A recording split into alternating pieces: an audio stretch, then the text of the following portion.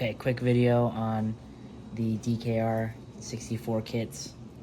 I set one up successfully. I haven't fit a body to it yet, but I got it to work after some troubleshooting, and I just want to make a quick video on it. So first off, on how to set this up, this is how you get the kit. It'll be a shorter wheelbase, but you can extend it by flipping the rear motor mount. It's not hard at all. Just be patient. And yeah, so you have to just basically get a receiver and a transmitter. And there's a couple different brands you can get. I went with Fly Sky NB4, and so far it's been pretty good. I'm new to it, so it's kind of a learning curve, but it's not the hardest thing in the world. Okay, so we make some space here. Get some double-sided tape. Got my receiver. I'll put a photo of the one I bought from AliExpress and a link in the description.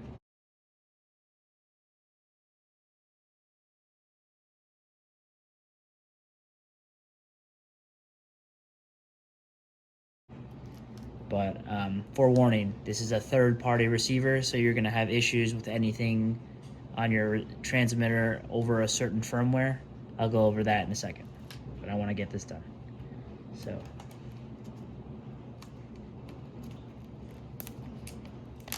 take the receiver out, be very delicate as to avoid this. This receiver is missing its antenna because I was impatient. There's the antenna.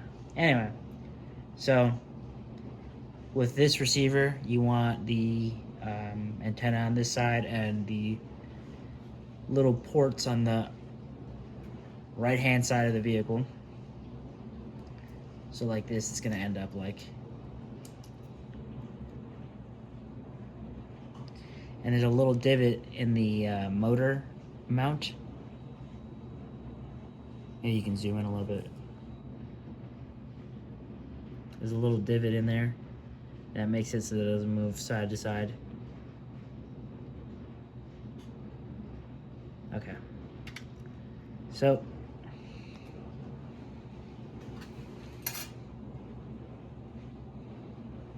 get this double-sided tape.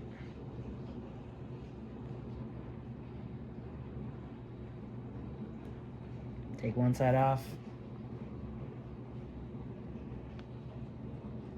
And I don't even know if this damages the receiver or whatever, so forewarning, this may, I don't know, I'm not an expert, I'm new to this, but this works for me, so.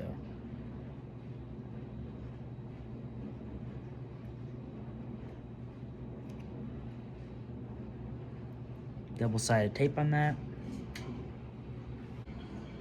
So just literally put it in right along there.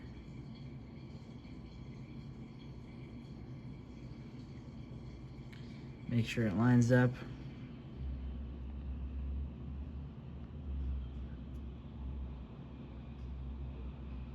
Sorry, the transmitter is talking. But yeah, make sure it's in the middle.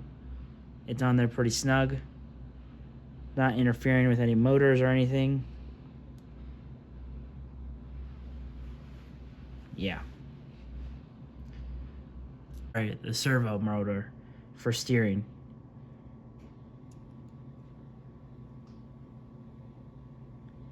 So kind of just get it a little bit in there, and then from both sides firmly grasp it. All right. Now we get the ESC wires. ESC is connected to the motor. Put that in channel 2. There we go.